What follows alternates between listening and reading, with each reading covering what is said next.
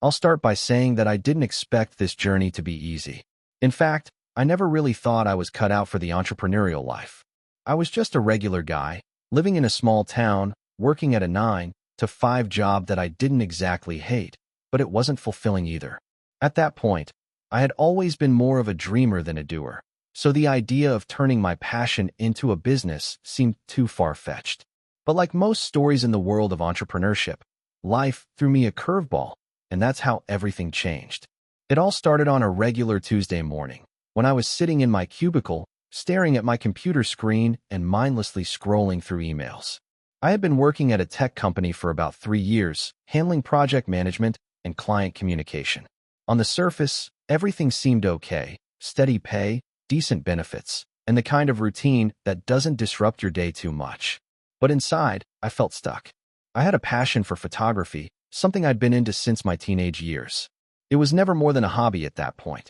I'd spend my weekends capturing everything from sunsets to street photography, but I never imagined I could make a living from it. Still, I always had this gnawing feeling that I wasn't where I was supposed to be. One fateful afternoon, I met up with an old friend, Jake, for lunch.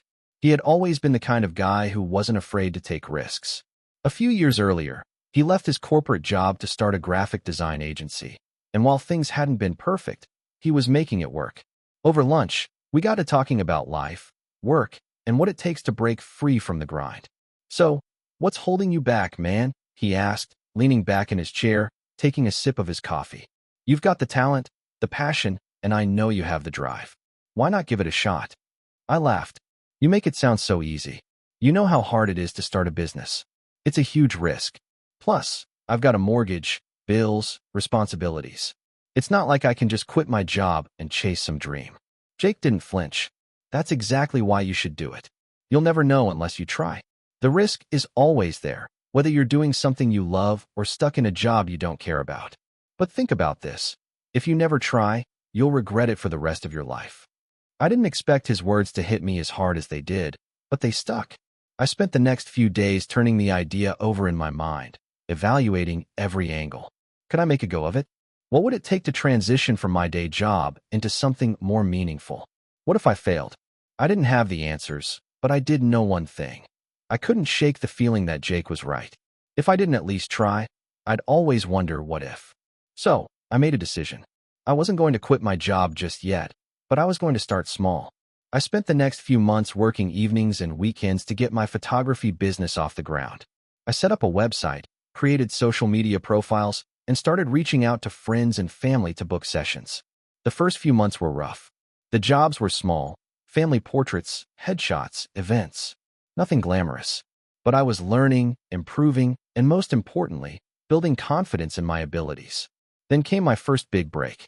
I was at a wedding as a guest when the photographer didn't show up. There was chaos, and the couple was in a panic.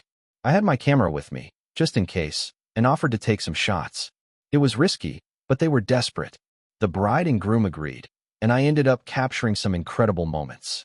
After the event, I sent them the photos, and they were thrilled. They shared them on social media, and within a week, I had multiple inquiries from other couples asking about my availability. That wedding shoot turned out to be the pivotal moment I needed. I began getting more and more requests for weddings, engagements, and events. Slowly, I started to build a reputation. But it wasn't all smooth sailing from there. In the early days of my business, I struggled with marketing, pricing, and managing my time. I didn't have a clear plan, and I wasn't charging what I should have been charging. A few clients took advantage of that, pushing me to work long hours for little pay. But over time, I learned to set boundaries, increase my rates, and focus on the clients who truly valued my work. Fast forward a year, and I had made the leap: full-time photography business owner. It wasn't glamorous, and it wasn't easy, but it was mine. The first 6 months of being full-time were terrifying. There were months when I barely scraped by, and I often wondered if I had made a huge mistake. But slowly my business grew. Word-of-mouth referrals, repeat clients, and a solid online presence helped me attract a steady stream of work. I also learned the importance of community and networking. Through online groups, industry events, and collaborating with other creatives, I started to surround myself with people who inspired me. I realized that being an entrepreneur isn't just about working hard. It's about learning from others, building relationships, and growing together. As my business continued to grow, I hired my first assistant, then another photographer to help with events. It felt surreal at first, actually being able to employ someone, to offer opportunities, to build a team. But the biggest challenge was scaling my business without losing the quality and personal touch that made me successful in the first place. The growth didn't happen overnight. There were times when I felt like quitting, when I was burnt out from juggling so many roles. But every time I hit a roadblock, I reminded myself why I started this journey in the first place: to live a life that was true to me, to follow my passion, and to create something meaningful. 5 years later, my business is thriving. I'm working with high-end clients, shooting destination weddings, and even conducting workshops for aspiring photographers. But even after all this success, I know I'm still on the path. I've learned so much about myself along the way, about resilience, about grit, and about the importance of staying true to your vision. Looking back, I realized that the biggest risk wasn't quitting my job or starting a business. It was the fear of never trying at all. The fear of staying in that cubicle forever, living a life that wasn't mine. And now, every time I pick up my camera, I'm reminded of that decision to take the leap. If you're reading this and wondering if you can do it, the answer is yes. It won't be easy. It will test you in ways you never expected. But if you're willing to put in the work, face the challenges, and embrace the uncertainty, you can turn your dreams into reality. I did, and I'm living proof that you don't have to have it all figured out to get started. You just have to take that first step. If you enjoyed the video, don't forget to leave a like and subscribe to the channel. It helps the content grow and motivates me to create even more great videos. Turn on notifications so you don't miss any new uploads. By the way, I'm curious, when do you usually watch my videos? While working, studying, or just relaxing at home? Let me know in the comments. I'd love to hear from you. Thank you for your support. I grew up in a small town, in a family that wasn't rich by any means, but we were well off compared to some of my classmates. My parents worked hard, but there was always that feeling of being stuck in the middle class, never quite enough to feel comfortable but never struggling to the point of panic. They worked 9 to 5 jobs, did their best to save up, and tried to keep me on a good path. For the most part, I was a good kid. I didn't get into much trouble, and I always did what I was told. But I had dreams, big dreams. The kind that seemed impossible for a kid from a town with no opportunities. From a young age, I was obsessed with technology. My first computer was an old desktop my dad had bought secondhand from a coworker. I remember the day we set it up. The computer took forever to load anything, and it had a huge, clunky monitor that looked like it came straight out of a 90s sci-fi movie. But to me, it was magic. I spent hours on it, learning how it worked, tinkering with code, even playing some basic games. I wasn't good at them, but I loved them nonetheless. By high school, I had taught myself how to build websites. Back then, I wasn't thinking about business or anything like that. It was just a fun hobby. I spent my nights creating websites for local businesses, even though they were mostly basic HTML and had no real flair. I charged small fees, $50 here, $100 there, just to cover my own costs. But as I got better, my prices started creeping up. By the time I graduated, I had a small portfolio of clients who were happy with my work. But I never thought it would lead to anything more. I went to college, not really sure what I wanted to do, but with the idea that I'd just figure it out. I majored in business because it seemed like the safe choice. Everyone around me was talking about getting jobs in finance, marketing, or management. But as I sat through my classes, I couldn't stop thinking about technology. I spent more time on side projects than on my schoolwork, and eventually, I realized that I didn't need a degree to make it in the world of tech. After college, I took a leap of faith. I had saved up enough money to survive for about 6 months, so I decided to go full-time with my web design business. I figured, what I have to lose? It wasn't an easy decision. Everyone around me, my friends, my family, thought I was crazy. Why leave the safety of a corporate job to build websites for a living? They didn't understand the vision I had. But I was determined. At first, it was slow. Really slow. I was working 12-hour days just to keep up with the orders I was getting. The problem was that I wasn't getting many orders. I was constantly hustling, reaching out to potential clients, trying to figure out how to market myself. I wasn't making a lot of money, but I had a lot of time to hone my skills. I learned about user experience design, how to optimize websites for search engines, and how to turn a basic design into something truly beautiful. Then, one day, I got a message on LinkedIn from a local startup. They needed a website and were willing to pay me a decent amount of money for it. This was the opportunity I'd been waiting for. The project was challenging, but I pushed myself to make sure I exceeded their expectations. I delivered the site on time, and the founders were thrilled with it. As a result, they referred me to other startups in the area, and the business slowly started to pick up. But the turning point came about a year later. I was sitting in a cafe, working on a project when a guy approached me. He was a young entrepreneur who had just launched a new product, and he needed a website that could sell it. We started chatting, and I realized he was a big deal in the local tech scene. He had investors lined up, and he was already talking about scaling. I offered to help him, and he accepted. We worked together for months to build a website and branding strategy that would set his product apart.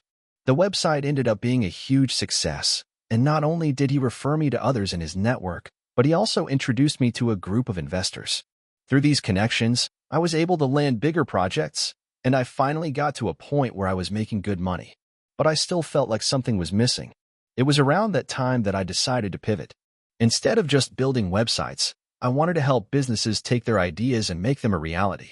I wanted to go beyond the technical and really help entrepreneurs succeed. I started offering strategy sessions, helping clients with branding, digital marketing, and even product development. This new approach paid off. My business grew, and I was able to hire a team to help with all the work. By the time I was in my late 20s, I had a full-fledged agency. I had a small office, a group of talented designers and developers, and clients from all over the country. We were building websites, but we were also building businesses. It felt like everything had finally clicked. But success doesn't come without its challenges. There were moments when I wondered if I had made the right choice. There were weeks where cash flow was tight, and I worried about paying my team. There were nights where I had to deal with difficult clients who didn't understand the value of what we were doing. I learned to manage people, to negotiate contracts, and to keep my cool in stressful situations. I made mistakes, plenty of them, but each one taught me something valuable. And through all of this, I learned that the real key to success wasn't about being the best in one specific skill. It was about being able to adapt, to learn from failures, and to constantly evolve. I used to think that I had to be the best coder or the best designer. But as I grew my business, I realized that the key was being able to understand the bigger picture and knowing how to bring the right people together to make things happen. Today, my agency is doing better than I could have ever imagined. We've worked with hundreds of businesses, from small startups to major corporations. I'm no longer working in my tiny office with just a handful of employees. We've expanded to multiple locations, and I'm lucky enough to have a team of talented individuals who share my vision. But I still look back to those early days with gratitude. The hustle, the struggle, and the relentless pursuit of success are what made me who I am today. If you had told me all those years ago that I'd be running a successful business, I probably would have laughed. But I've come to realize that anything is possible if you're willing to work hard, take risks, and never give up on your dreams. It wasn't an easy journey, and there were plenty of times when I thought about quitting, but I'm glad I didn't. Sometimes the best opportunities come when you least expect them. And when they do, you have to be ready to take them. Looking back, I can see how everything lined up perfectly. Every decision, every risk, every challenge led me to where I am now. I may have started with just a computer and a passion for technology, but today, I'm living my dream. And that's something I wouldn't trade for anything. I've always had a fascination with tech, but my entrepreneurial journey wasn't some sudden eureka moment. It was messy, filled with failures, and I often doubted myself. Looking back, the path I took is the reason why I now run a successful tech startup, one that serves thousands of clients every month. But the road wasn't easy, and it all started with a mistake I made early on. Let me explain how it all came together. Growing up, I wasn't the typical kid who started a lemonade stand or sold candy at school. In fact, I wasn't particularly business-minded at all. I was the kid who spent hours taking apart electronics to see how they worked. That curiosity would later become the foundation of my career. I graduated from college with a degree in computer science, and for the first few years, I did what most people do after graduation. I worked at a tech company. I was content, or so I thought. But every day, I felt a gnawing sense of dissatisfaction. It wasn't about the job or the money, it was about not being in control of my own future. I wanted to build something from the ground up, something that reflected my ideas, my values. The idea for my company came about by accident. One night, while working late, I was frustrated with the inefficient project management tools that my team was using. Nothing was intuitive, and we were wasting hours every week just trying to organize tasks and track progress. I started thinking about how a tool could be built from scratch, one that actually worked for teams, was easy to use, and minimized all the unnecessary steps that made project management feel like a chore. For the next few months, I poured all my energy into designing a prototype for what I now call TaskFlow. It was a simple, streamlined project management tool, but I truly believed it had the potential to revolutionize the way teams collaborated. At that point, I had no business background. I had no funding. All I had was an idea and a burning desire to make it work. I used every free hour outside of my day job to develop the software, and to be honest, the whole process was incredibly isolating. There were so many late nights where I doubted whether I was wasting my time.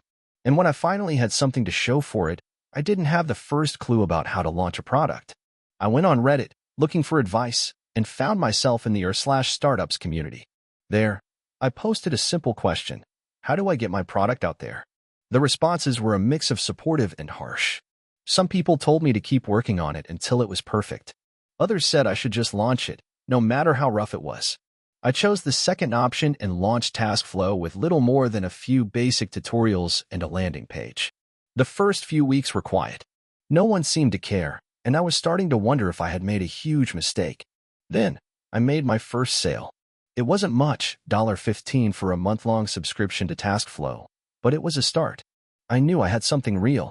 I poured even more time into improving the product, working on features that people wanted, and slowly, very slowly, building a user base. But success didn't come overnight. I had to grind. I emailed potential customers relentlessly, spent hours tweaking SEO to make sure people could find my website, and spent money on ads that didn't give me the return I expected. At one point, I hit a wall where I was burnt out, questioning whether I should just shut the whole thing down. Then, a breakthrough came from an unexpected place.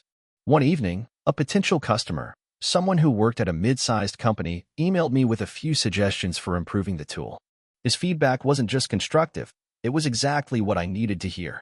He explained how TaskFlow could integrate with their existing tools and made a few suggestions about automating workflows. His words were like a light bulb going off in my head. With that feedback, I completely reworked the system. I added integrations with the tools that companies were already using, like Slack and Google Drive. I focused on automating repetitive tasks that were time-consuming for project managers. I tested these updates with a small group of users, and the response was incredible. People loved the improvements, and within months, TaskFlow began gaining traction. But just when I thought I was on the right track, a bigger problem emerged: competition. Other companies started releasing similar products. They had bigger marketing budgets, larger teams, and more resources. I was scared. I could feel my hard work slipping away. But instead of folding, I doubled down. I shifted my focus from competing with the big players to offering something they didn't: exceptional customer service. I personally responded to every support ticket, reached out to users for feedback, and made it a point to ensure that every customer felt valued. I also made TaskFlow super customizable, allowing businesses to tweak the software to their unique needs. Slowly but surely, TaskFlow gained a loyal following. It wasn't just about the product anymore. It was about the community we had built around it. Customers weren't just buying software. They were becoming part of something they believed in. In the meantime, I started bringing in a small team to help with marketing, development, and customer support. I outsourced tasks that were outside my skill set, freeing up my time to focus on strategy. I also started networking with other entrepreneurs, learning from their mistakes, and sharing my own lessons. After 2 years of grinding, TaskFlow was no longer a side project. It was a full-time business, and I had transitioned out of my 9-to-5 job. By this point, we had grown to over 500 paying customers. We weren't making millions yet, but I knew we were headed in the right direction. The tipping point came when we signed a deal with a major corporation to implement TaskFlow for their global teams. That was the validation I needed. It proved that we weren't just another fly-by-night startup. We had something real. Today, TaskFlow has expanded into a full-fledged SaaS platform used by thousands of companies around the world. We've raised a few rounds of funding, and I now employ a team of over 50 people. But even as we've grown, I've never lost sight of the core principles that got me here: hard work, listening to feedback, and providing exceptional value to customers.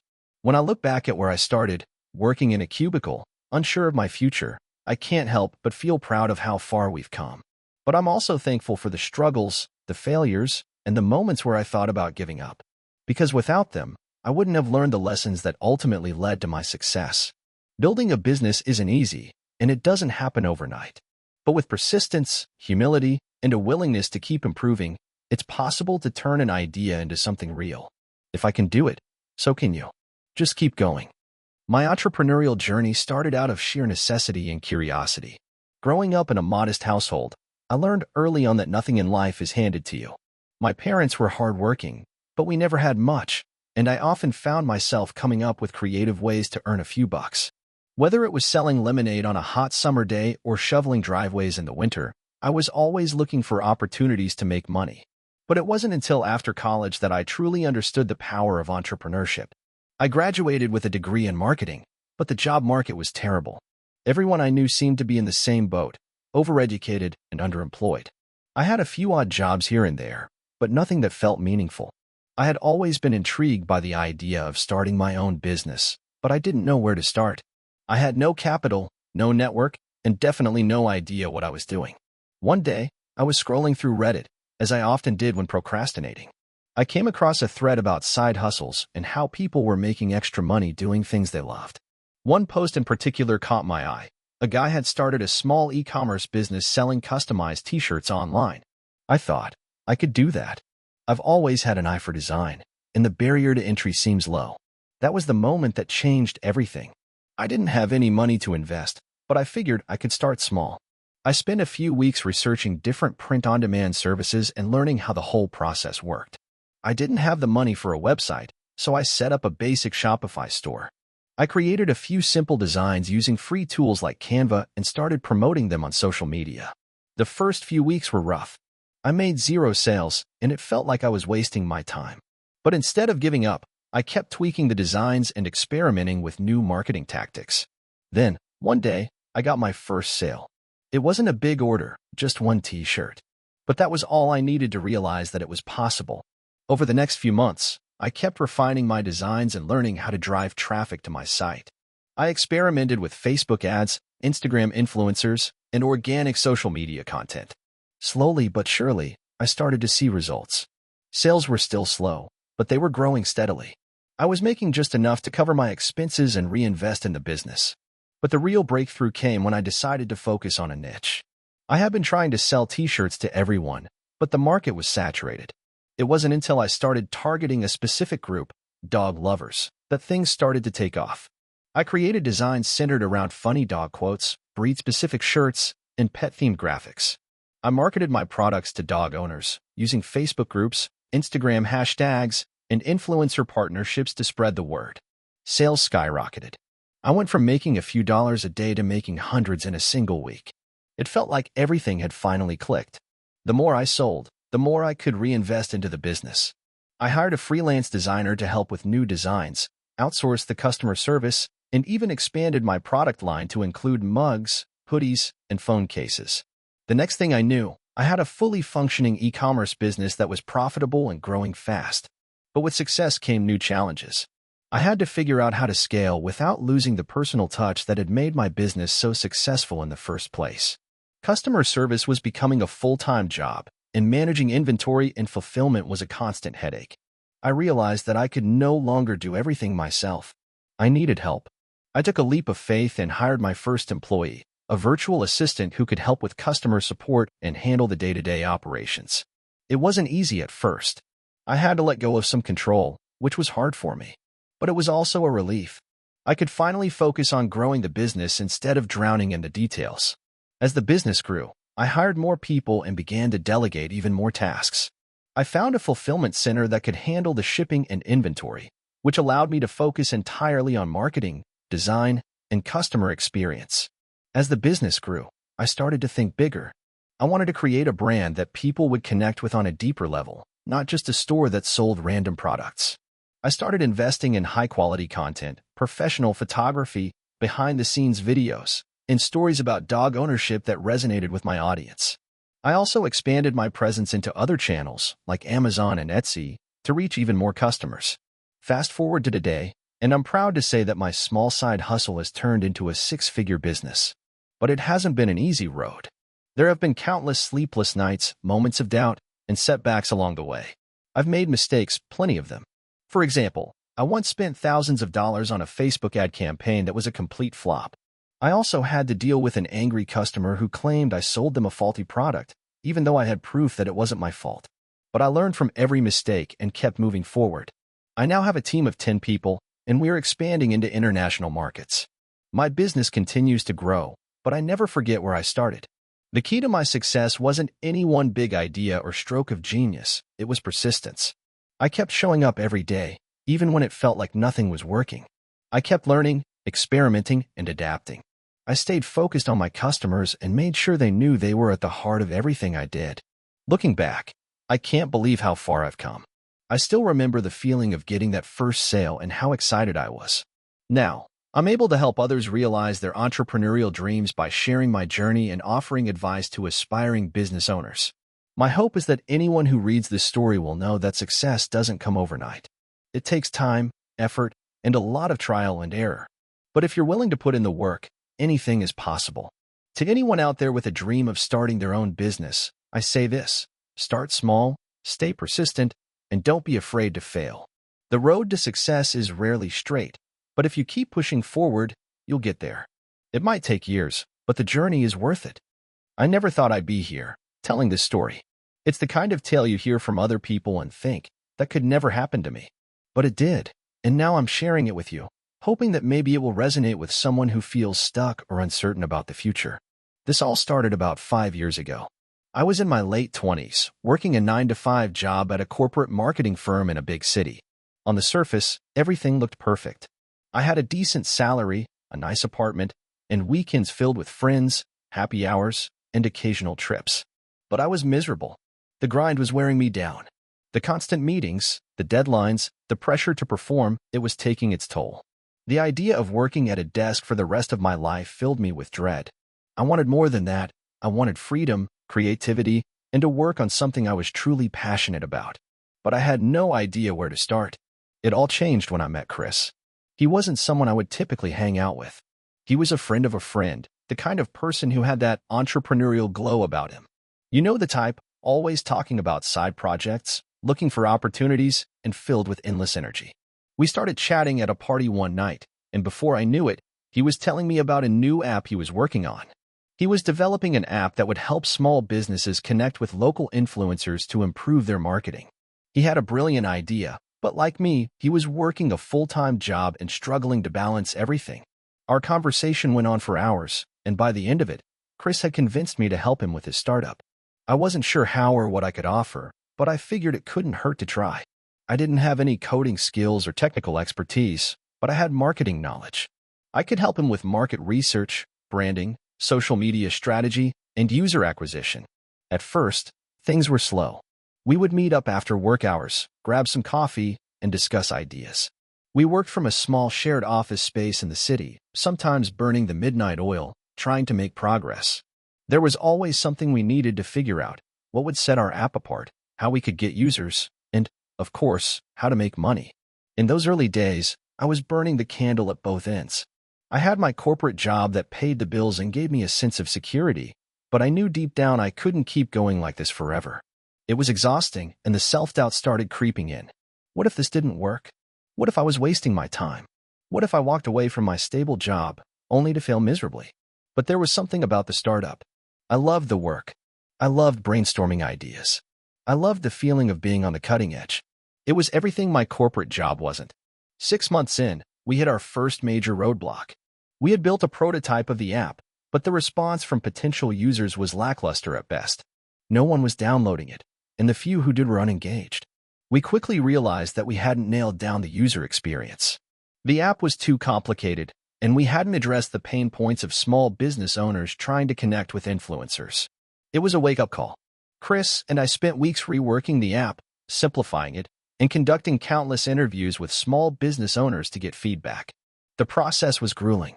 We were working long hours, and we still had our regular jobs to juggle. But each time we received feedback, we made tweaks. Slowly, the app started to take shape, and the downloads began to trickle in. It wasn't a flood, but it was progress. One of the most pivotal moments came when we decided to invest in a paid marketing campaign. We had a small budget, so we ran some Facebook ads targeting small business owners in our city. We focused on a specific pain point: how hard it was for businesses to find local influencers who could help boost their sales. The ad campaign was a gamble, but to our surprise, it worked. We started getting signups and downloads at a pace we hadn't seen before. The next few months were a blur. We poured everything we had into the app, working late nights and weekends. But with each new user, we gained more confidence. We were growing. We were seeing results. Then came the biggest moment of all. We were invited to pitch our startup at a local tech conference. The opportunity was a dream come true. It was our chance to showcase our app to potential investors, customers, and partners. But the pressure was intense. We had no idea how we were going to pull it off. We had no investors, no fancy pitch decks, and no formal business plan. We were just two guys with an idea and a product that was slowly gaining traction. The night before the pitch, I was nervous. My palms were sweaty, and I couldn't sleep. I kept replaying the pitch in my head, worried I'd mess it up. But Chris was calm. He reassured me that we just needed to be authentic, to tell our story, and focus on the problem we were solving. That's all we had: no gimmicks, no grand promises. Just a simple app that helped small businesses. When the day finally came, we stepped on stage in front of a room full of investors and industry experts. I gave the pitch, and Chris handled the questions. We were nervous, but we kept it together. To our surprise, a few investors were interested. We didn't walk away with a big check, but we made some valuable connections that would help us down the line. The next few months were a whirlwind.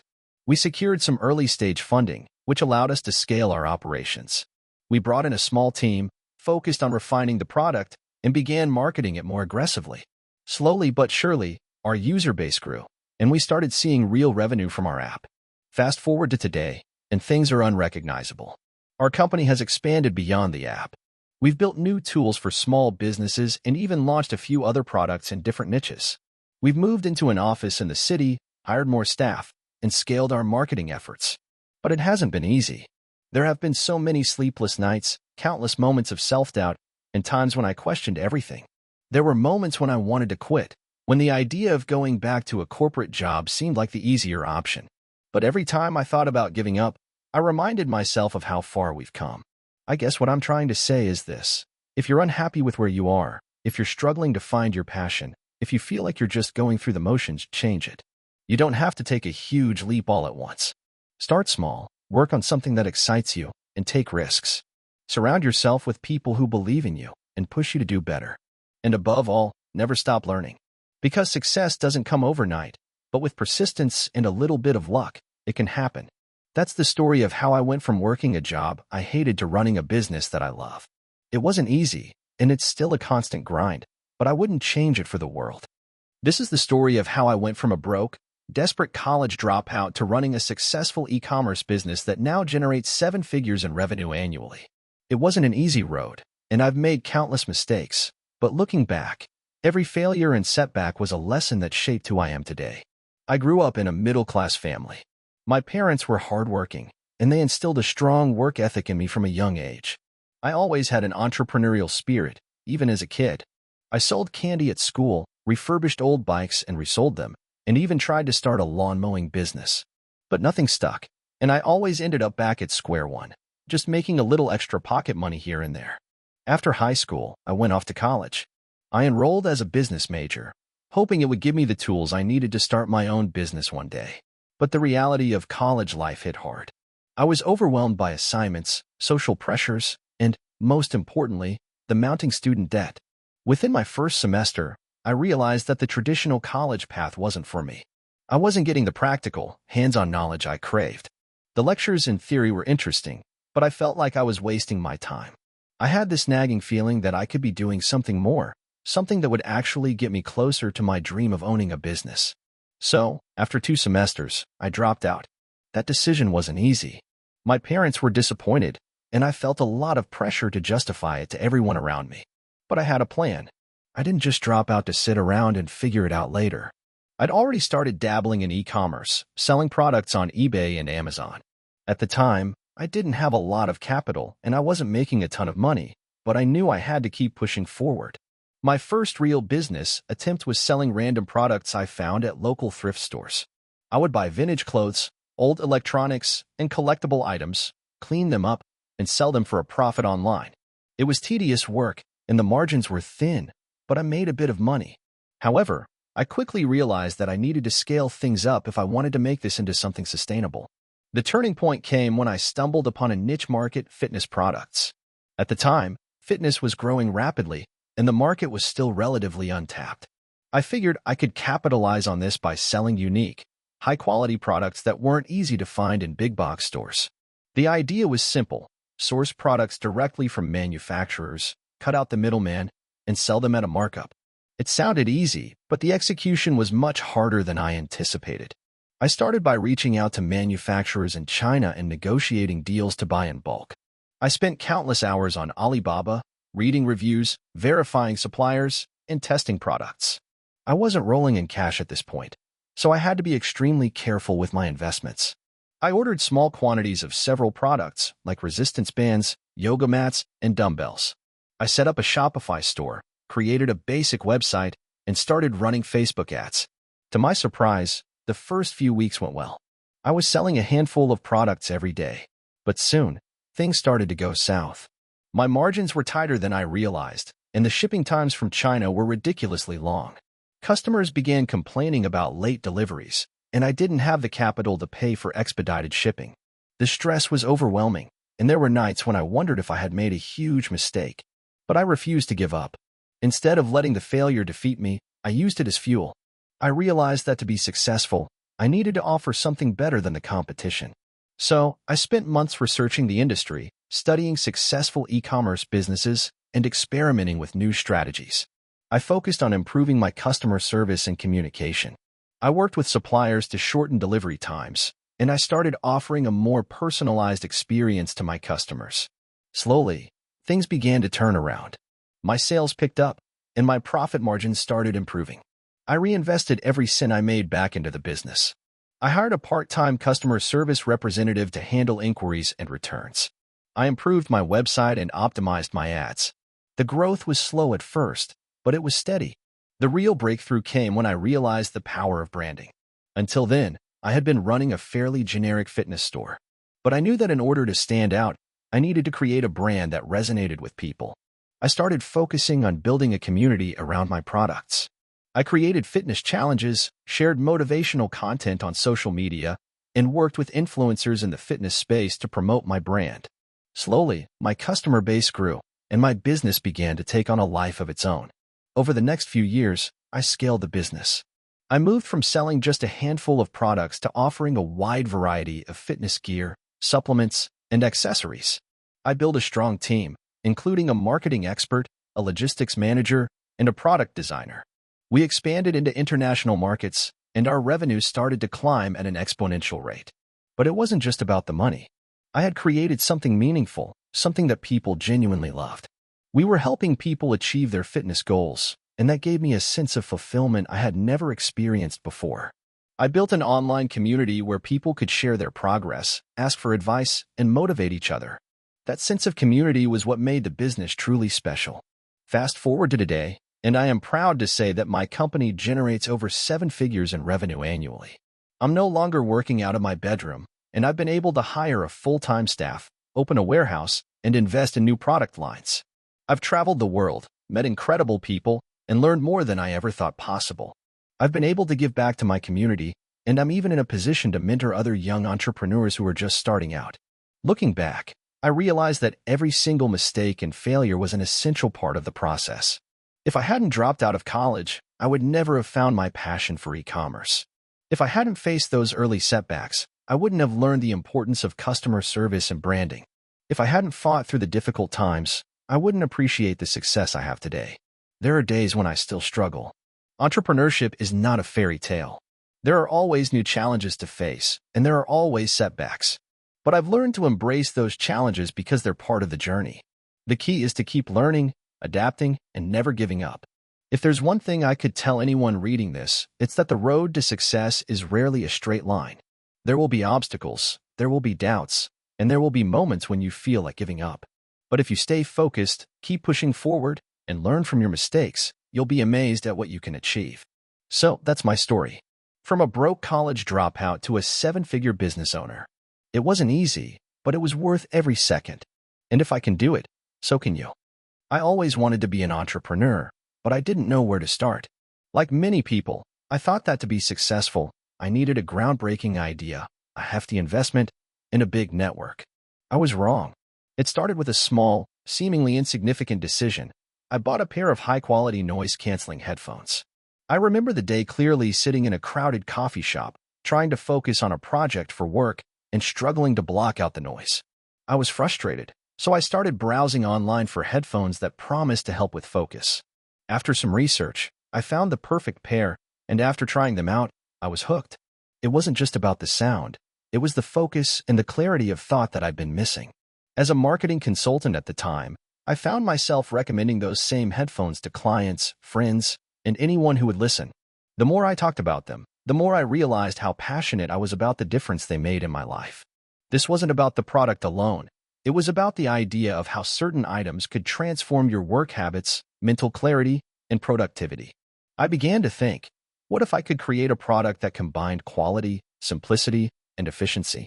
I'd always had an interest in tech gadgets, and it seemed like the next logical step to dive into that space. But instead of focusing on a general market, I decided to specialize. I realized that while there were plenty of high-tech gadgets on the market, they were often overly complicated and expensive. Many of them were designed for niche audiences, like gamers or audiophiles, but I wasn't sure who was really addressing the general public's need for simplicity and utility. I spent several months researching different product ideas. I had no formal product design or engineering experience, so I started small. I looked for affordable, reliable manufacturers who could help me develop simple, high-quality gadgets. After some trial and error, I decided to develop a product line that combined high-quality tech features with simplicity and affordability. The product that really resonated with me and with the market was a minimalist portable charger that could charge multiple devices at once. It had sleek design, fast charging capabilities, and could be carried easily in a pocket or bag. I was completely green to the manufacturing process. To be honest, I had no clue what I was doing when it came to sourcing parts, building prototypes, or even setting up a business structure. But I knew that if I didn't start somewhere, I'd always be stuck wondering what might have been. I set up a small online store, poured everything I had into marketing, and braced myself for what I knew could either be a great success or a colossal failure. To be completely transparent, it wasn't smooth sailing from the start. The first few months were rocky. I'd get a small trickle of orders, and I'd do everything myself, packaging, emailing customers, and even delivering the orders locally. But slowly, very slowly, things started to pick up. I began refining my approach to marketing. Instead of just focusing on social media ads, I tried more personalized campaigns. I reached out to influencers, but not the big names. I targeted the micro-influencers who had smaller followings but more engaged audiences. It felt like a gamble, but it worked. I began to build a community around my product. The more I interacted with my customers, the more I realized that my product wasn't just a gadget, it was part of a lifestyle. I started sharing tips on how to stay productive, how to simplify life, and how to use minimalism to increase efficiency. People responded well to the message. It wasn't just about having a great product, it was about a mindset. They wanted to be part of something that would improve their daily lives, not just by another gadget. In the beginning, the margins were tight. I was running the business on a shoestring budget. Every dollar I made went back into product development, marketing, and inventory. I often found myself sleeping on couches of friends and family because I couldn't afford rent.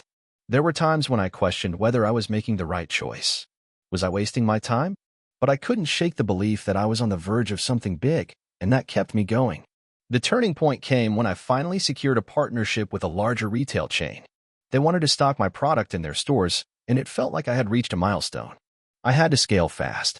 I wasn't prepared for the sudden influx of orders, and I quickly learned the hard way that scaling without the right systems in place could be disastrous.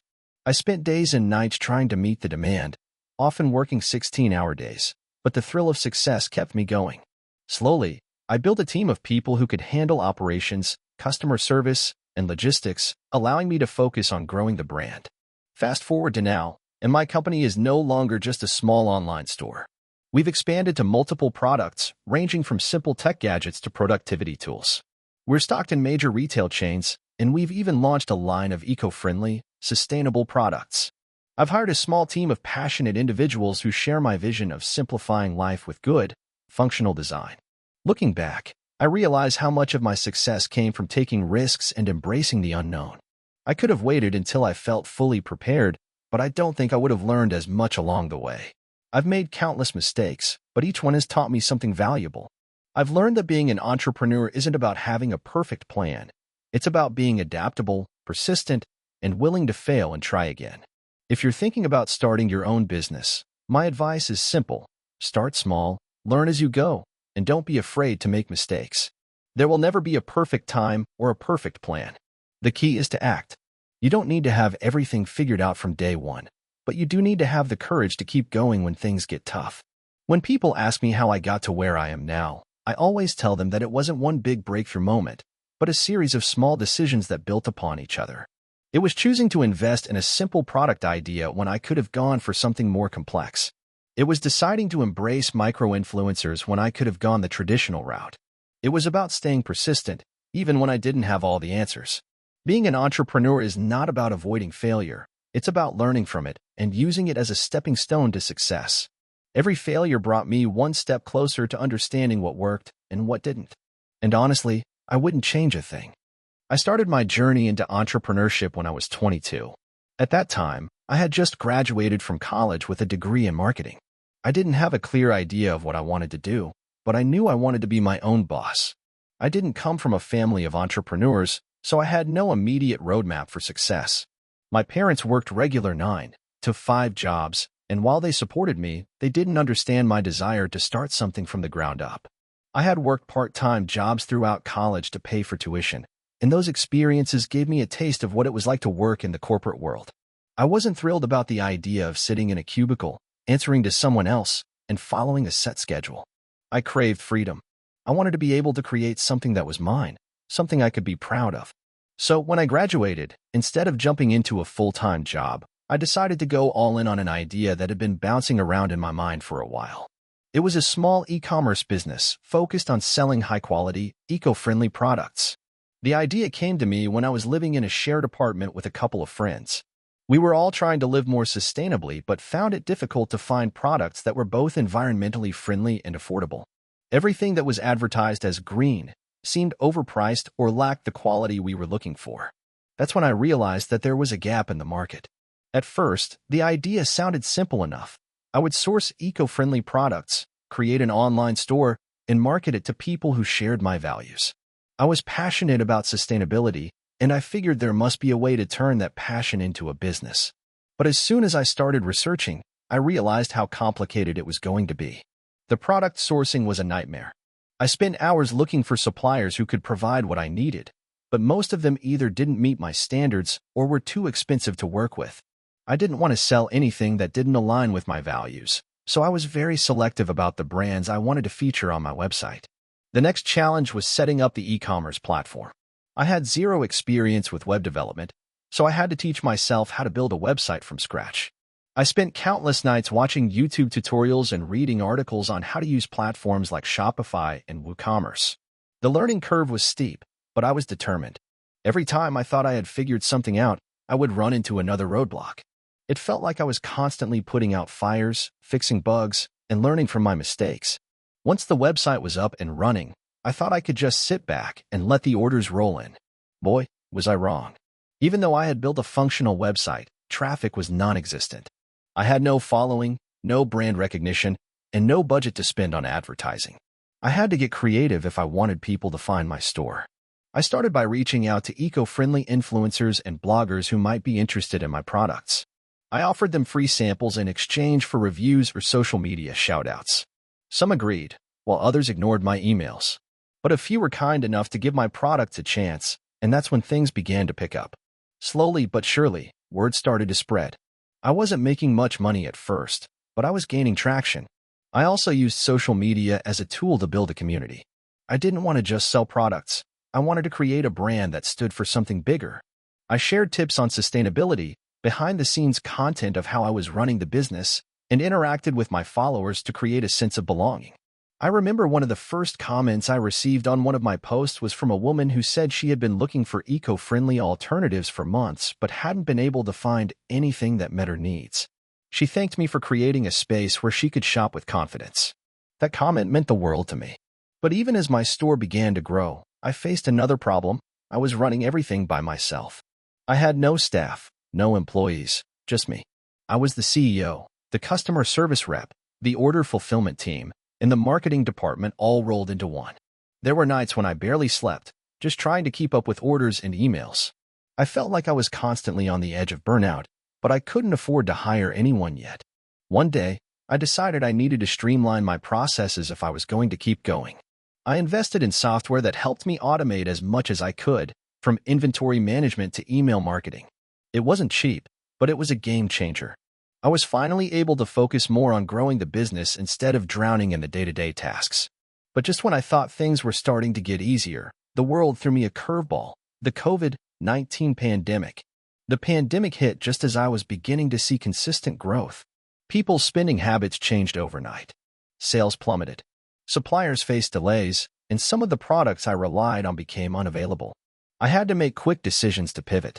I focused on offering products that were in high demand, like face masks and hand sanitizers, and I worked with my suppliers to ensure I had enough stock. The changes weren't easy, but they were necessary. I also used the pandemic as an opportunity to invest in my personal growth. I took online courses in digital marketing, leadership, and entrepreneurship. I knew that if I was going to make it through this tough time, I needed to grow as a leader and as a business owner. It wasn't easy, but looking back, those were some of the most formative months of my entrepreneurial journey. By the time the pandemic started to subside, my business had adapted and was back on track. I had learned a lot about myself, my products, and the ever-changing landscape of e-commerce. I was no longer just a 22-year-old college graduate with a dream. I was a business owner who had weathered a storm and come out stronger on the other side. Fast forward to today, and my e-commerce store is a thriving business. I've expanded my product offerings, hired a small team, and grown my customer base significantly. I still face challenges, of course, but I've learned how to navigate them more effectively. I've also become an advocate for sustainability in the business world, speaking at conferences and collaborating with other entrepreneurs who share my passion for eco-friendly living. Looking back, I can't help but feel a sense of pride in how far I've come. The road was never easy, and there were times when I doubted myself. But I stuck with it. I learned from every failure, celebrated every small victory, and never gave up on my dream of building something meaningful. And now, I get to live that dream every day. Entrepreneurship is a journey, one that will test you, break you, and push you to your limits. But if you have the passion and the resilience to keep going, it can also reward you in ways you never imagined. I'm living proof of that. Hey, friends, if you enjoy this content, don't forget to like the video and share your thoughts in the comments. We really want to know what you like and what can be improved. What do you think of the video? Are there any topics you'd like to see in future videos? Your feedback really helps us get better. Thanks for being with us. I had always been the kind of person who worked hard, but never quite found the right opportunity. I grew up in a modest household where money was often tight, but my parents always emphasized the importance of education and determination. My dad, a small-town mechanic, would often tell me, "You don't need to be the smartest, just the hardest worker." It was solid advice, and while I wasn't particularly gifted in any one thing, I tried to make up for it by outworking everyone. After graduating high school, I followed the path that seemed most logical at the time: a stable job. I landed a position as a warehouse worker for a local distribution company. The work wasn't glamorous, but it paid the bills. For years, I moved boxes, loaded trucks, and did the grunt work. It wasn't a bad job by any means, but after a while, I started to feel trapped. I could see the same faces day after day, all working hard but seemingly going nowhere. The real turning point for me came in my late 20s. I had been working at the warehouse for about 7 years when I realized something. I wanted more than just a paycheck. I wanted something that I could call my own. I had always been fascinated by how businesses were built, but I had no formal training. My college dreams had been put on hold because I couldn't afford tuition, and no one in my family had any business expertise to offer. But something changed in me that year. I started reading books on entrepreneurship and business. I listened to podcasts, watched YouTube videos, and devoured anything I could find that would teach me how to start a business. I was hooked. I knew I couldn't keep working in the warehouse forever, but I wasn't exactly sure what my first step should be. After months of brainstorming, I came up with an idea. It wasn't a groundbreaking, world-changing idea, but it was something I felt passionate about. I wanted to start an e-commerce business selling custom-made t-shirts. There were tons of shirt shops online, but I believed I could offer something unique, quality shirts with designs that appealed to people who were passionate about specific hobbies and interests. I didn't have any experience with design, so I started outsourcing to freelance graphic designers. I also did some research on suppliers and platforms like Shopify that could help me launch the store. I saved up enough money to cover the first few months of operating costs, and after what felt like an eternity of learning, tweaking, and getting my site ready, I launched my online store. The first few months were brutal. I got some sales, but they were far from what I had hoped. I spent more money on ads than I was making in revenue. The learning curve was steep, and there were plenty of moments when I questioned if I had made a mistake. I didn't have a marketing budget, and the competition was fierce. I didn't know much about SEO, and I was doing all the work myself, designing the shirts, handling customer service, managing orders. It was exhausting, but I wasn't ready to quit. I believed in the idea. Then came a breakthrough. I remember it like it was yesterday. I had a t-shirt design that was a tribute to a popular retro video game, and for some reason, it started gaining traction on social media. A few influencers in the gaming community shared the design, and suddenly, sales started coming in. I couldn't believe it. For the first time, the hard work was paying off. That small victory was the spark that kept me going. Over the next year, I reinvested every penny I made back into the business. I hired freelancers to help with design and even brought on a part-time employee to help with order fulfillment. I learned about email marketing, social media advertising, and building a brand. Slowly but surely, the business grew. My income went from a few $100s a month to several thousand, and I could see a clear path forward. But success didn't come without setbacks. There were plenty of obstacles along the way.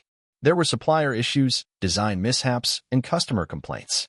I had moments where I thought the whole thing was going to collapse, but I kept pushing forward. I learned to be resourceful, whether it was finding better suppliers, negotiating lower costs, or improving the quality of my products. I became obsessed with making the business better and delivering more value to my customers. After 3 years, my e-commerce store was finally making enough money to replace my warehouse job. I was able to quit and focus on the business full-time. It felt surreal, but I still didn't have everything figured out. There were still challenges I had to face, but I had learned how to handle them more efficiently. I started to expand my product range, adding hats, hoodies, and even accessories. I also started exploring international markets, and my business began to grow exponentially. Looking back now, I realized that the success of my business wasn't just about having a good idea or a great product. It was about persistence and learning from my mistakes. It was about putting in the work and never giving up when things got tough. There were plenty of times when I doubted myself, but I kept going. I kept testing, learning, and adapting. Today, my business is doing well. It's not a multi-million-dollar empire, but it's mine, and it's profitable. I have a small team that helps with various aspects of the business, and we continue to grow. It still feels like a dream sometimes, and I'm incredibly grateful for the journey. The most rewarding part is knowing that I built something from the ground up, something that I can call my own. To anyone reading this who feels stuck or uncertain about their future, I want to say this. It's never too late to start. You don't have to have all the answers at the beginning. You don't need to be the smartest or the most experienced. What matters is the willingness to put in the work, to learn from your mistakes, and to keep pushing forward when things get tough. Entrepreneurship is a marathon, not a sprint, and if you stick with it long enough, you'll see results. It's been a wild ride, and I'm just getting started. I want to share my story of how I started from literally nothing, scraped together a living, and finally found my way into a successful business.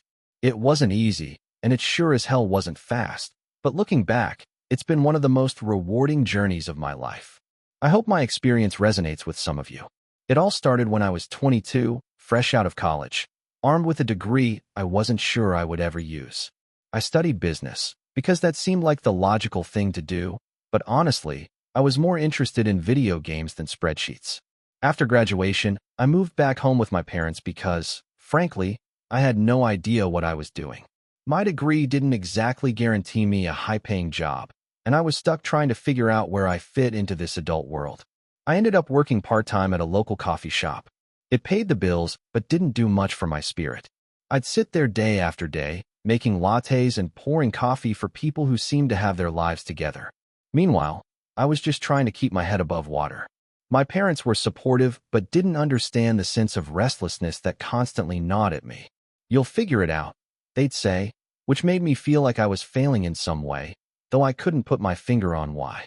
A few months into this routine, I stumbled upon an article online that mentioned a growing trend in e-commerce. I had always been interested in tech, and the idea of selling products online seemed intriguing. The idea wasn't exactly new. Dropshipping, print-on-demand, and affiliate marketing were already well established, but I had never really considered it.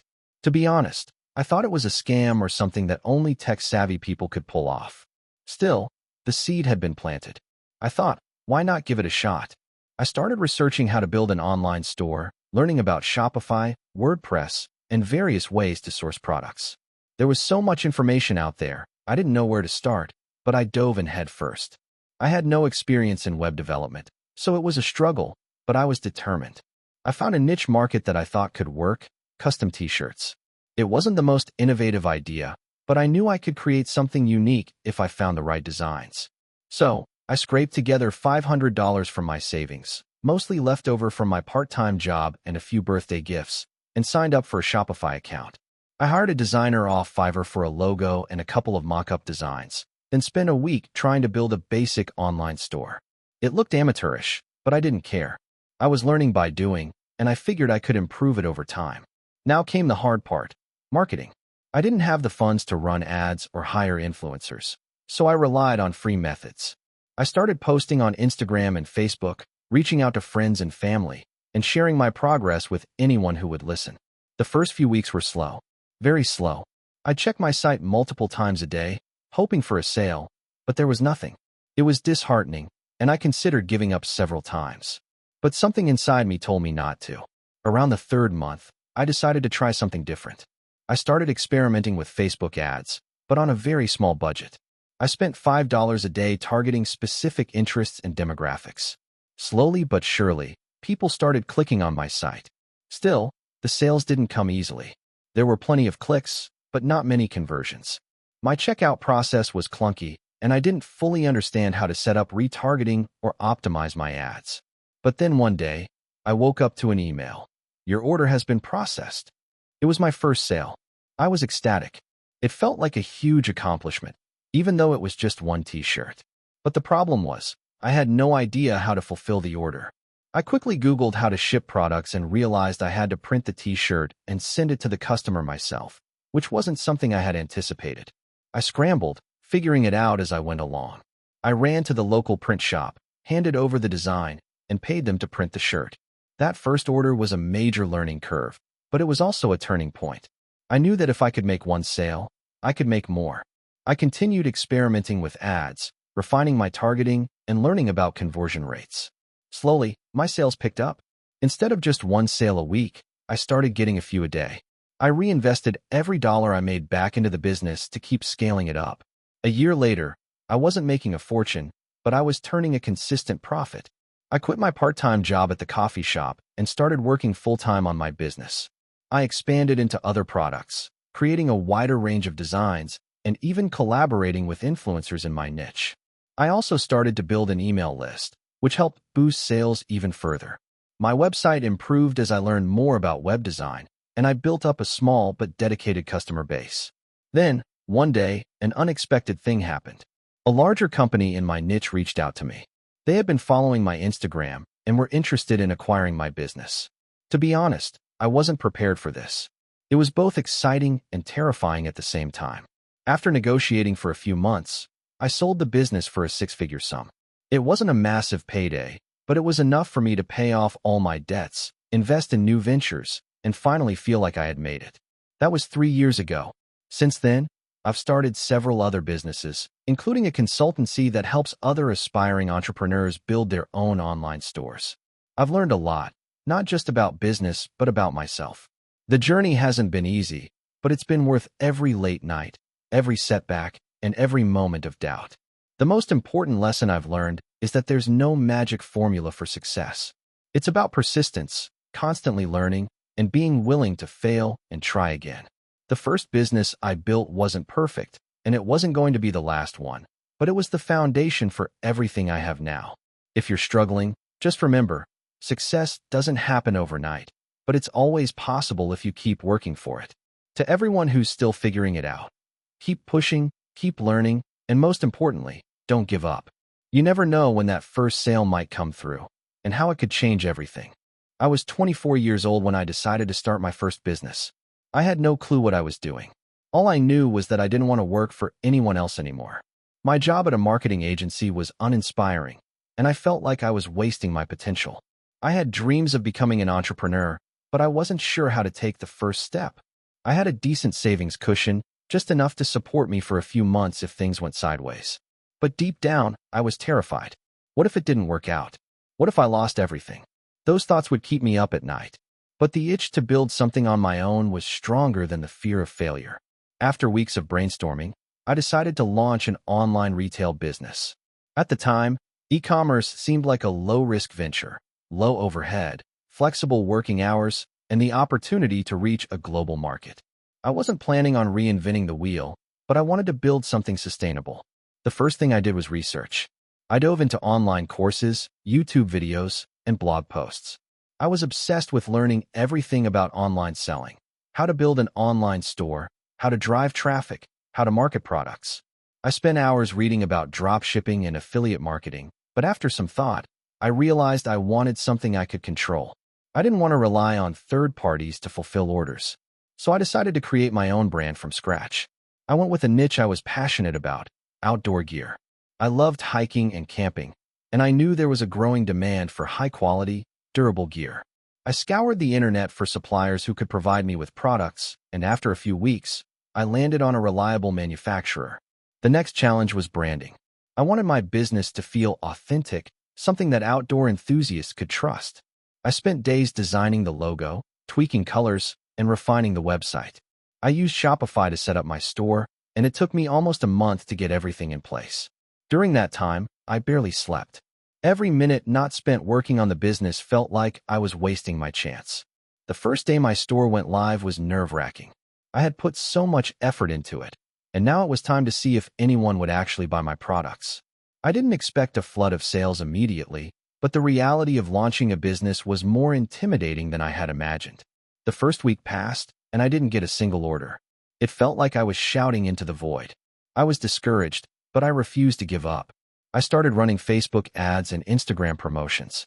I posted on outdoor forums, joined Facebook groups, and asked people for feedback. I was hustling like never before, trying to get my name out there. Slowly, I began to get traction. The first sale came in 3 weeks after launch. It was a huge moment for me. Some random stranger, had bought a tent from my store. I couldn't believe it. I had made a sale. It wasn't much, but it was enough to keep me going. As the months went by, sales started picking up. I began to get repeat customers, and I learned how to optimize my advertising. I hired a freelancer to help with product photography and invested in a professional product description writer. I fine-tuned my website, making it faster and more user-friendly. Little by little, I started seeing results. The revenue was small, but it was growing steadily. I began to feel a sense of accomplishment. But, as any entrepreneur will tell you, things are rarely smooth sailing for long. The next hurdle came in the form of customer complaints. Some of the gear I was selling didn't meet expectations, and I received a string of negative reviews. The worst part was when a customer posted a public complaint on social media, calling my product shoddy and demanding a refund. It felt like a punch in the gut. I spent hours drafting a response, offering a full refund and an apology. I then worked with my supplier to address the quality issues. I was determined to make it right, but I knew this was a turning point. If I didn't resolve this, I risked losing everything. I made customer service my top priority. I offered no questions asked refunds and free exchanges. I also started a loyalty program, offering discounts for repeat buyers. As much as I wanted to focus on making sales, I realized that customer satisfaction was the real key to long-term success. By the time I was 26, my business was profitable, but not yet a runaway success. I had a loyal customer base and a brand that people recognized, but I was still struggling with scalability. I couldn't handle everything on my own. I needed help. I hired my first employee, a marketing assistant who helped manage ads, write blog posts, and engage with customers on social media.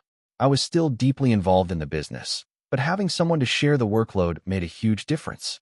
It allowed me to focus on bigger picture tasks like improving the product range and expanding the brand's reach. The next phase of growth came when I started selling on Amazon. This was a game changer. Amazon's platform provided instant visibility and credibility. The first month was overwhelming. I had to get used to their fulfillment system and learn how to deal with inventory management. But once I figured it out, the sales started rolling in. It was like flipping a switch. My sales grew exponentially. I was finally seeing the fruits of my labor. By the time I was 28, I had expanded my business into multiple product categories, including hiking apparel, camping tools, and outdoor accessories. I also started working with influencers and brand ambassadors to promote my products. It felt surreal to watch my brand grow from a one-person operation to a full-fledged business with a team and customers around the world. Looking back, there were so many moments where I almost quit. There were times when I felt like I wasn't making progress, and the stress of running a business almost broke me. But the desire to build something of my own, to create a brand that people trusted, kept me going. Now, I run a successful e-commerce business that generates 6 figures in revenue every year. I've hired more people and expanded my product line. I've learned a ton, made mistakes, and faced obstacles I never saw coming. But it's been worth it. Entrepreneurship isn't easy, but if you're passionate, persistent, and willing to learn from your failures, you can make it. And to anyone reading this who is thinking about starting their own business, just remember, there's no perfect moment to begin. You just have to take that first step and keep moving forward. It's not going to be easy, and it's not going to be quick, but if you're determined enough, it will happen. I never imagined that one small decision, one moment of courage, would lead to the massive changes in my life that it did. It all started when I was 28, working a dead-end job at a small tech company. I had a degree in computer science but was stuck in a support role, dealing with irate customers and troubleshooting software issues that felt more like busy work than meaningful work. My salary barely covered rent, and I often found myself daydreaming about something bigger, something better. But, like so many others, I was scared to take a leap. That was until I saw a post on Reddit about someone who had just started a successful side business by creating a niche app. It seemed simple enough. Identify a gap, build a product, and market it. The idea was so straightforward, yet it seemed like such a foreign concept to me. How could someone just create something and make money from it? But after a few days of obsessing over it, I couldn't shake the thought. So, I decided to give it a shot. I started with the simplest idea I could think of, an app to help people organize their daily tasks and keep track of their goals. It wasn't anything revolutionary, but it was something I could build using the skills I already had. I named it Taskly and spent my evenings working on it after long days at my job. I would stay up late, sometimes working until 3 a.m., debugging code and figuring out how to make the app intuitive enough to stand out from all the other productivity tools out there. But the challenges I faced weren't just technical. The hardest part of it all was overcoming the constant doubts. Would people actually use my app? Was this just another pipe dream? As the months went by, I kept pushing myself forward. I knew that I couldn't just hope it would work. I needed to build an audience. But how? I started posting about Taskly on forums and communities like Reddit, sharing updates and asking for feedback. I also reached out to a few influencers in the tech space and pitched my app. To my surprise, one of them responded and agreed to review it. Their endorsement, though small, brought in more users than I had ever anticipated. As the app grew in popularity, I realized I had to take it more seriously. I was juggling my job and the app, but it was getting harder to balance. I started looking into ways to scale the business. I needed to improve the app, add features, and optimize it for better performance. The more I worked on Taskly, the more I realized that I had a real business on my hands, not just a side project. One day, I got an email from a potential investor. It was a startup accelerator that had seen the traction Taskly was gaining and wanted to discuss how they could help. I thought it was a scam at first, but after a few phone calls, it turned out to be legitimate. The accelerator offered me seed funding and mentorship in exchange for a small equity stake. I was ecstatic. This was the moment I had been waiting for. Someone believed in what I was doing. With the seed funding, I was able to hire my first employee, my best friend, who had a background in marketing. Together, we redesigned the app, improved its features, and developed a more comprehensive marketing strategy. The growth was exponential after that. We went from a few hundred users to several thousand in just a few months.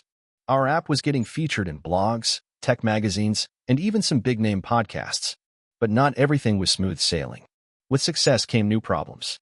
The bigger task we got, the more time and resources I needed to invest. I had to learn how to manage a team, how to deal with customer support, and how to keep up with the ever-evolving tech landscape. It was overwhelming at times, but I pushed through. I learned the hard way that being an entrepreneur isn't just about having a great product. It's about being able to adapt, learn quickly, and manage the growing pains. Eventually, Taskly became profitable, and I made the decision to quit my day job. It felt surreal, walking out of that office for the last time, knowing I was about to embark on the full-time journey of entrepreneurship. I was finally in control of my destiny. No more bosses, no more limits. It was exhilarating, but with freedom came pressure. The pressure to keep growing, to keep innovating, to stay ahead of the competition. As much as I loved what I was doing, there were times when it felt like I was in over my head. I had moments where I doubted everything, whether I was really cut out to run a business, whether Taskly would continue to be successful, whether I had made the right decisions. The turning point came when we launched a major update that included features I had been working on for months. I was so proud of it, but the feedback from users was mixed. Some loved it, others hated it. It made me realize that I had to stop chasing perfection and start focusing on iteration. It was a humbling lesson. You can't make everyone happy, but if you listen to your users and adapt, you'll always stay relevant. Fast forward to today, and Taskly has become a household name in productivity apps. We've expanded into new markets, launched a subscription model, and even partnered with several large corporations to integrate our app into their workflows. I've hired more people, and the team feels like a family.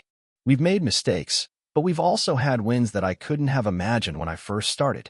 Looking back, it's incredible to think about how far I've come from a frustrated employee stuck in a support role to running a successful tech startup. I've learned so much along the way, not just about business, but about resilience and perseverance. Entrepreneurship is a journey full of ups and downs, but it's a journey worth taking. So, if you're out there, wondering if you should take that first step, do it. It won't be easy, and it won't happen overnight. But if you're willing to put in the work, if you're willing to fight through the doubts and the failures, you can build something amazing. Just remember, it's not about having the perfect idea from the start. It's about starting and being willing to learn and adapt as you go. And as for me, I'm still learning. The road ahead is still long, but for the first time in my life, I feel like I'm truly on the path I was meant to be on. This is the story of how I turned a $500 idea into a seven-figure business. It wasn't easy, and there were more failures than successes along the way, but the journey was one I'll never forget. It all started about 5 years ago when I was working a dead-end job at a local retail store.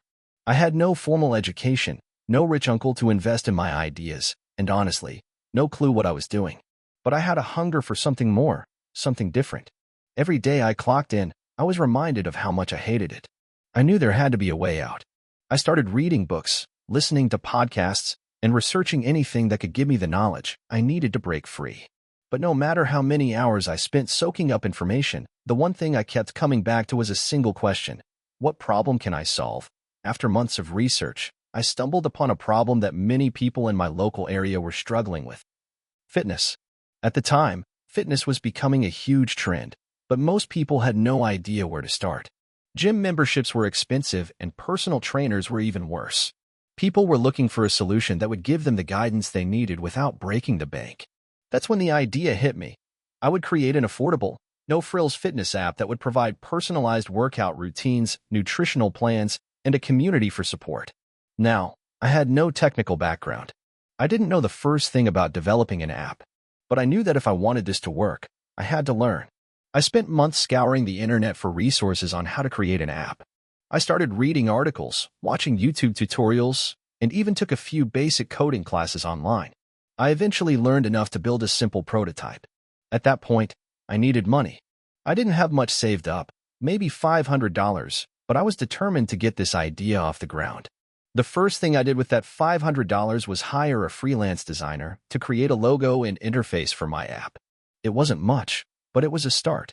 I used the rest of the money to buy a basic website template and pay for a domain name.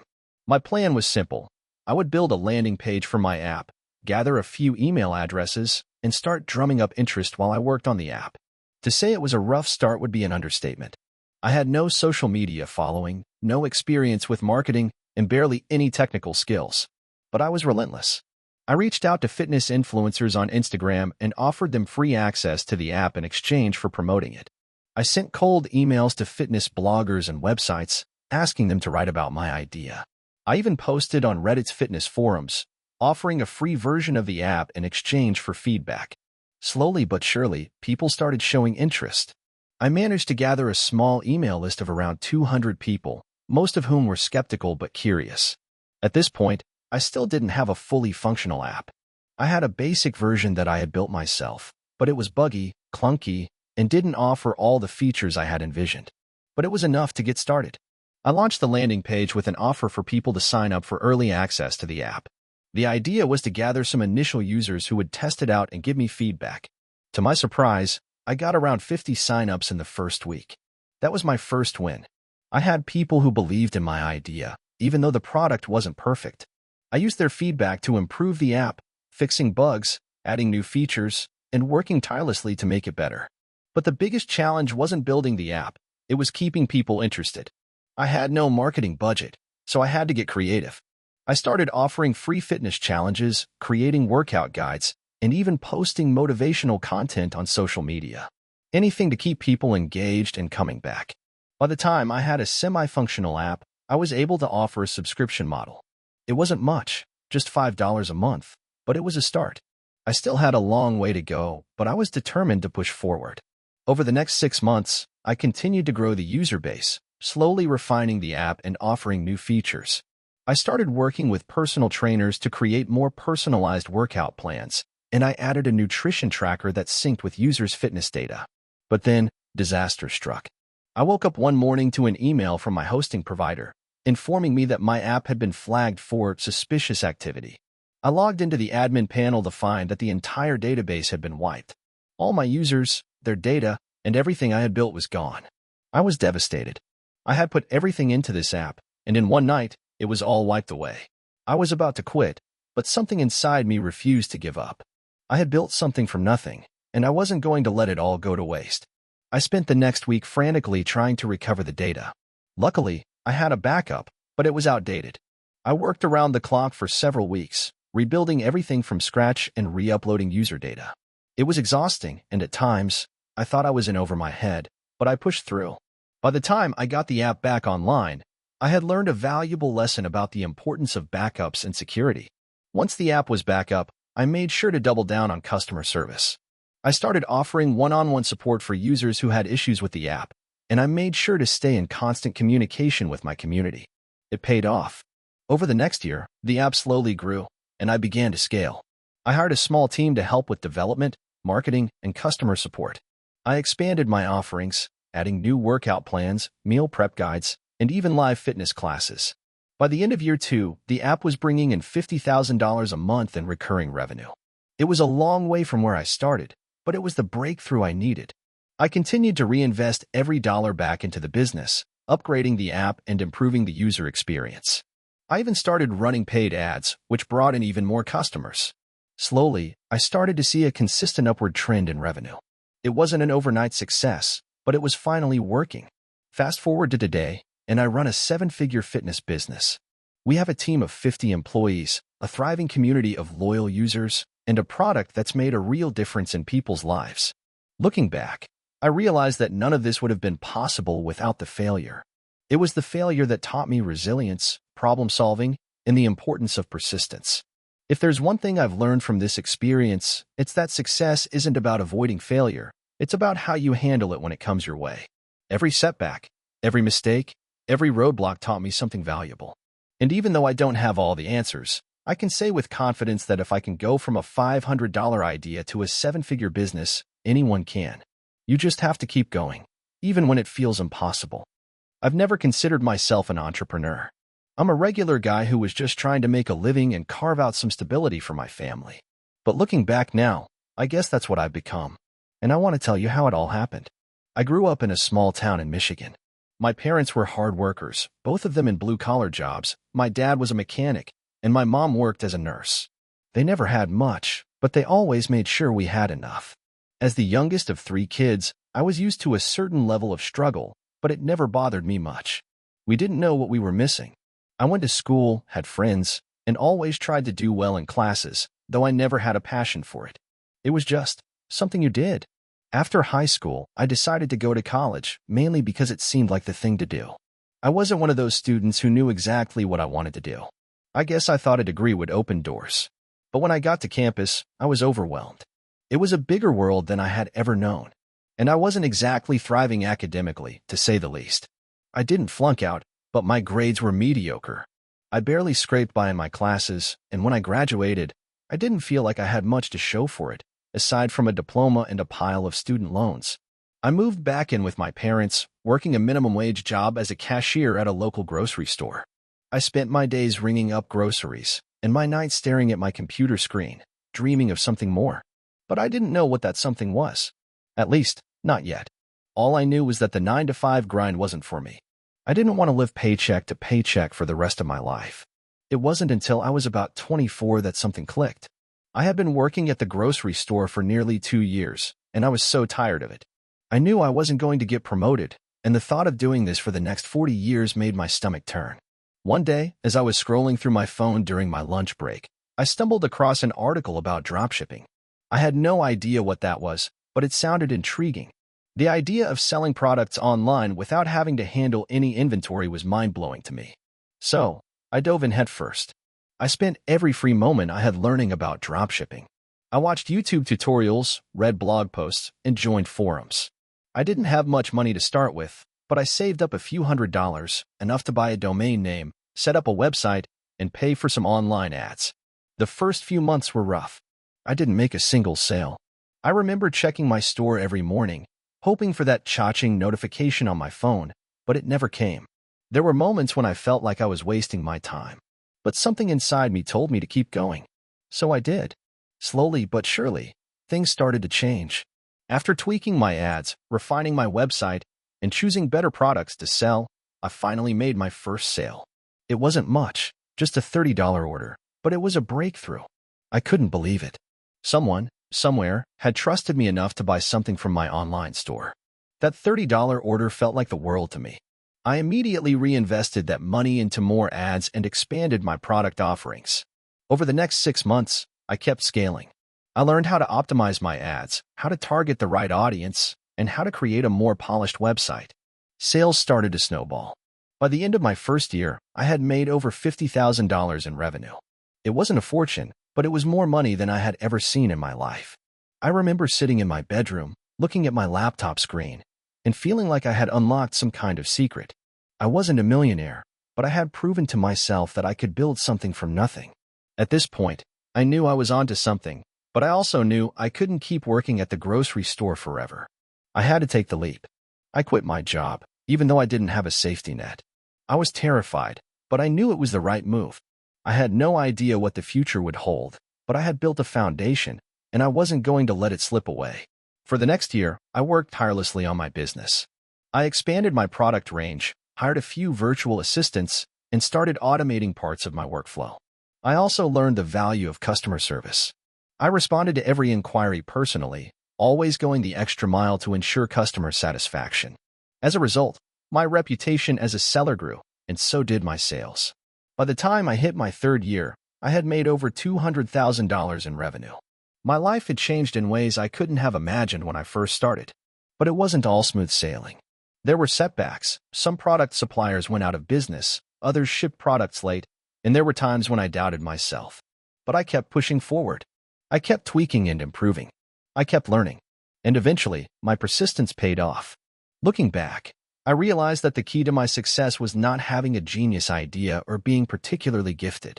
It was simply refusing to give up when things got hard. I took risks, made mistakes, and learned from them. I didn't have all the answers, but I kept asking questions and finding solutions. Today, my business brings in more than $500,000 in revenue per year. I'm not a millionaire, but I've built something that supports my family, allows us to travel, and gives me the freedom to live life on my own terms. I've also expanded into other areas, like e-commerce consulting, where I help others build their own businesses. It's not about getting rich quick. It's about taking the time to build something sustainable and meaningful. I didn't come from money, and I didn't have a fancy education. What I had was determination and a willingness to learn. And that's the biggest lesson I've learned from this whole journey. It's not about where you start. It's about how you adapt, learn, and push forward. Being an entrepreneur isn't glamorous. It's not all about yachts and private jets. There are long nights, countless failures, and moments of doubt. But for me, the rewards, both financial and personal, have been worth it. And if I can do it, I truly believe anyone can. If you're reading this and thinking about starting your own business, just know this. You're going to face setbacks, and it's going to be hard. But if you keep going, it will pay off. Don't let the fear of failure stop you. Every successful entrepreneur I've met has failed more times than they can count. The difference between them and the people who give up is simple. They didn't quit. So, take that first step. Keep learning. Keep improving. Keep pushing forward. You've got this. Let me start by saying that, like many others, I never planned to be an entrepreneur. I didn't come from a family of business people, and I certainly didn't have any background in startups. I was just a regular guy trying to make it in a regular job. But looking back, it's clear that my path was always leading me to this point. It wasn't a straight line. It wasn't even a comfortable journey. But it was mine. So here's my story. I grew up in a small town in the Midwest. My family didn't have much, but we had enough. We didn't go on vacations or live in a fancy house, but we had a roof over our heads and food on the table. My parents were hard workers, though they weren't necessarily business-minded. My dad was a mechanic, and my mom worked as a nurse. They taught me the value of hard work and persistence, but when it came to money and business, it was a bit of a mystery to us all.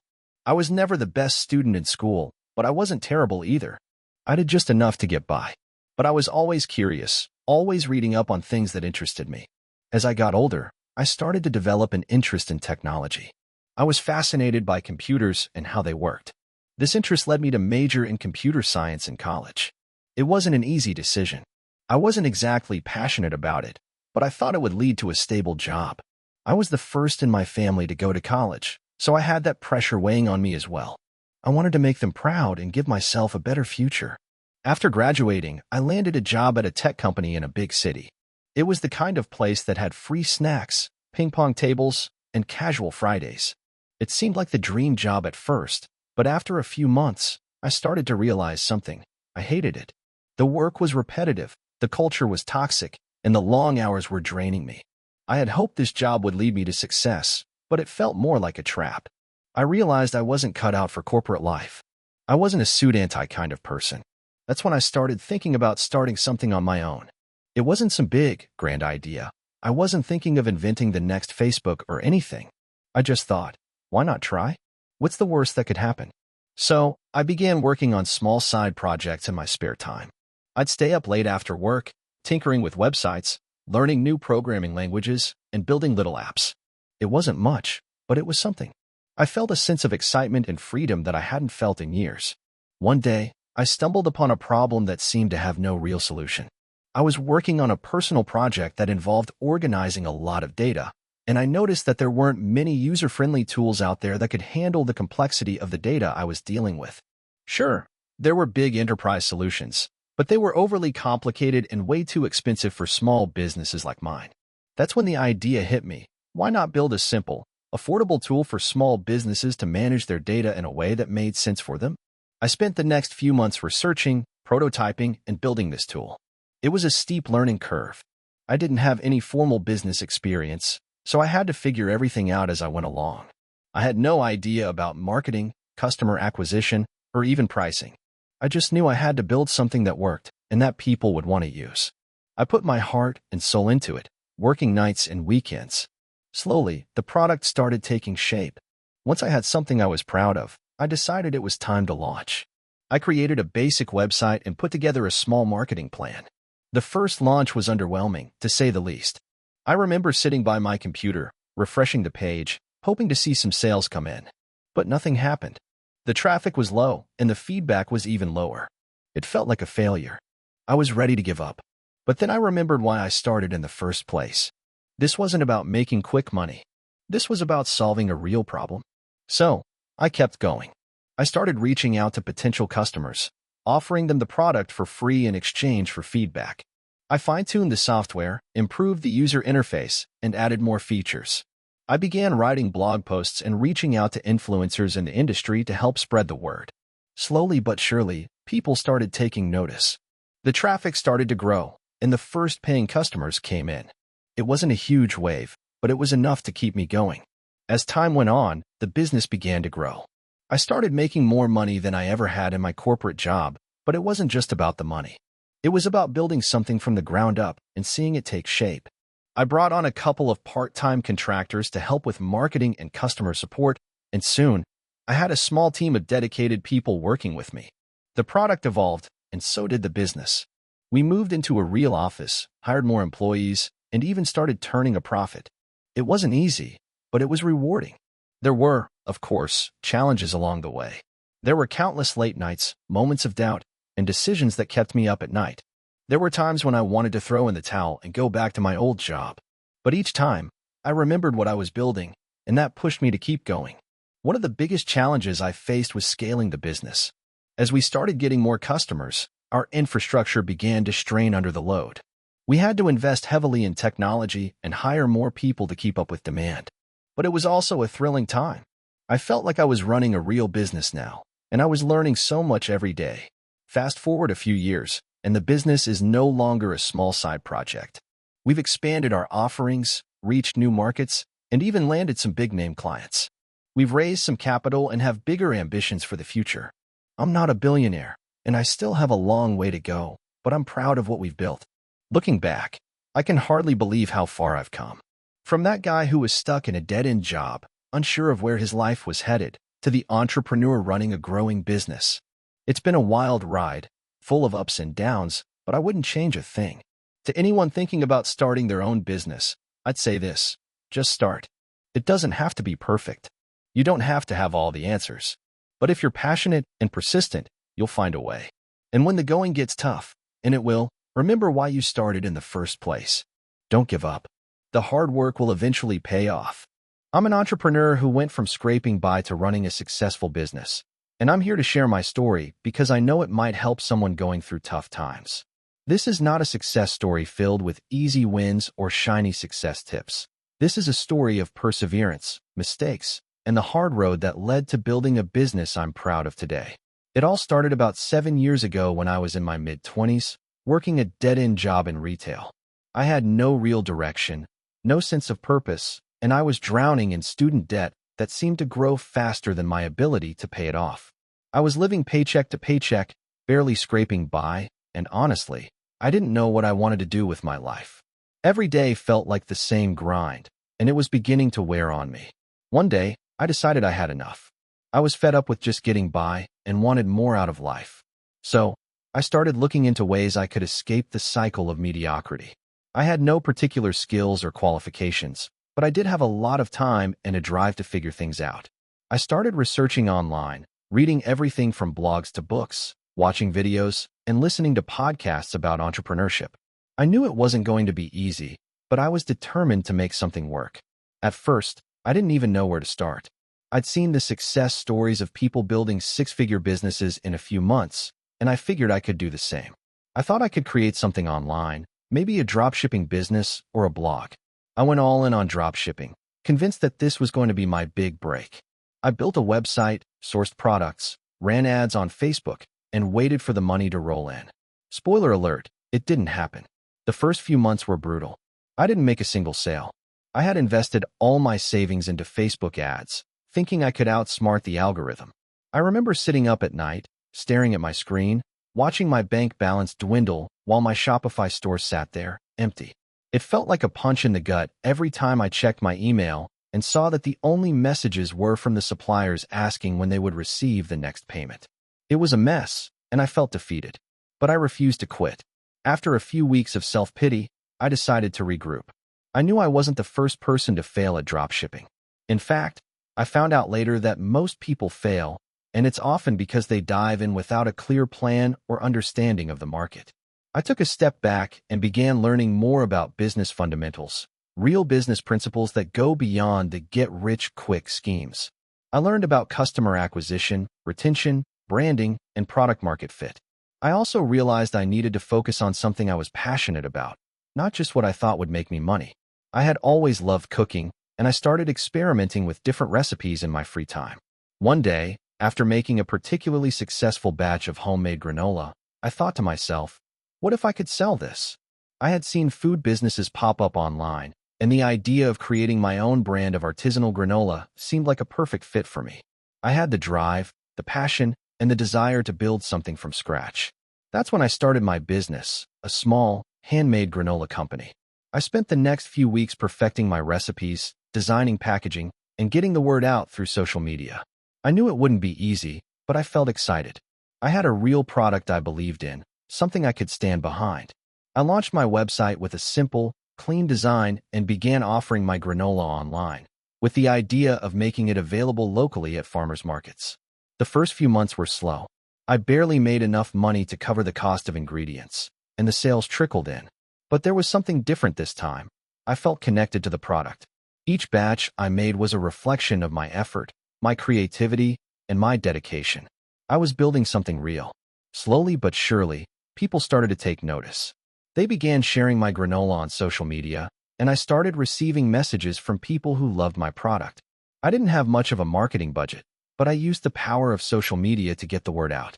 I posted about my process, showed behind-the-scenes content of how the granola was made, and reached out to influencers who were into health and wellness.